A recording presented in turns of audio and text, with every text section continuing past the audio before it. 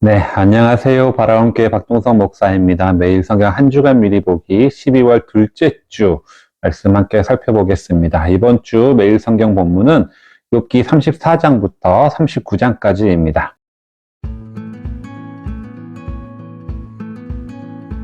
큰 틀로 보면 지난주에 등장했던 엘리후의 말이 욥기 32장부터 37장까지 이어집니다. 그리고 38장에 드디어 기다렸던 여호와 하나님의 말씀이 시작이 되는데요.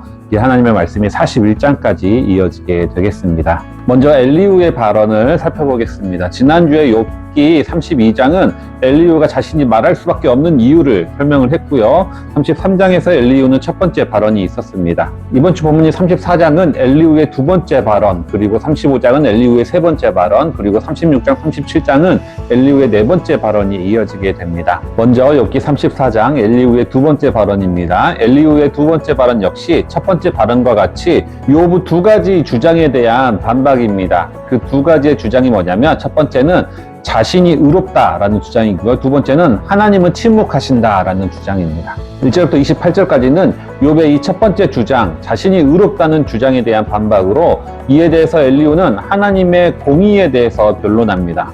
그는 욥이 자기 자신을 의롭다라고 주장하는 것이 하나님을 조롱하는 것이며 그분이 공의롭지 않다고 주장하는 것이다 라고 이야기합니다. 그러면서 하나님은 절대 정의를 그르치시거나 악한 일을 하지 않으신다 라고 엘리후는 단언합니다. 29절부터 마지막 37절까지는 욥의 질문에 하나님이 침묵하신다 라는 주장에 대해서 엘리후는 이렇게 대답합니다. 하나님이 침묵하신다고 해서 그분이 비판받을 이유가 전혀 없다. 하나님은 인간의 뜻이나 요구에 대해 대답할 의무가 전혀 없다. 그분은 자유로운 분이시다 라고 엘리후는 이야기하는 것이죠. 35장은 엘리후의 세 번째 발언입니다. 여기서 엘리후는 하나님의 초월성에 대해서 이야기합니다. 그리고 이를 통해서 하나님의 침묵에 대한 의견을 다시 한번 제시하는데요.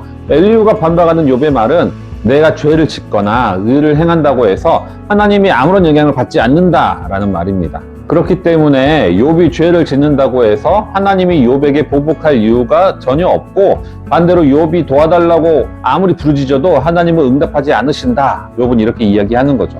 엘리후는 이 욥의 말에 대해서 하나님의 초월성에 대해서는 의견을 같이 합니다. 하지만 하나님이 욥의 요청에 침묵하는 이유는 욥의 행동이 그분에게 아무런 영향을 미치지 않기 때문이 아니라 욥이 악하기 때문이다 라고 이렇게 대답합니다. 하나님은 악인의 요청에 대해서는 응답하지 않기 때문이다. 엘리후는 이렇게 이야기하는 거죠. 보시면 엘리후는 욥이 주장한 바를 인정하면서도 결국은 욥이 악하다라는 결론에서 벗어나지를 않습니다. 그 이유는 이미 결론을 정해놨기 때문이죠. 어떠한 반박을 하더라도 그 결론에 끼워 맞추는 형식으로 엘리후는 이야기를 합니다. 우리는 살다 보면 이런 사람들을 만날 때가 많이 있습니다. 쉽게 말하면 답정너들을 만나는 거죠. 이미 답을 정해놓고 질문을 한다거나 이미 결론을 정해놓고 토론을 하는 사람들입니다. 이들은 새로운 지식이나 의견에 대해서 들을 귀가 전혀 없는 사람들인 거죠. 자신의 신념에 강한 사람들입니다. 그리고 어쩌면 우리들 중에 신앙이 좋다고 하는 사람들이 이러한 태도를 많이 보이기도 합니다. 하지만 우리가 기억해야 될 것은 예수님을 가장 많이 거부했던 사람들이 바로 이런 사람들이라는 사실입니다. 바리새인들과 서기관들과 사두개인 같은 이들이 자신의 신념과 다른 메시아의 모습으로 온 예수님을 배척했습니다. 우리는 우리의 신념이나 교리를 믿는 사람들이 아닙니다. 우리는 그리스도를 믿는 사람입니다. 엘리후의 마지막 네 번째 발언은 욥기 36장과 37장입니다. 이 네 번째 발언에서 엘리후는 그동안 자신이 했던 말을 종합하면서 결론을 내리고 있습니다. 36장 1절부터 22절은 먼저 하나님의 공의로우심에 대해서 다시 변론합니다. 그리고 36장 22절부터 37장 마지막 절까지는 하나님의 초월적인 권능과 지혜에 대해서 이야기합니다. 결론적으로 엘리후는 욥에게 하나님의 권능과 지혜 앞에서 겸손하라 라고 충고를 하면서 말을 마무리하고 있는 거죠. 이는 욥이 자신의 독백 중에서 28장에서 말했던 지혜의 창가와 같은 의미의 말이라고 할 수가 있습니다. 욥은 엘리후와 똑같이 인간이 도저히 깨달을 수 없는 하나님의 지혜에 대해서 이야기했습니다. 다만 둘은 의도가 달랐습니다.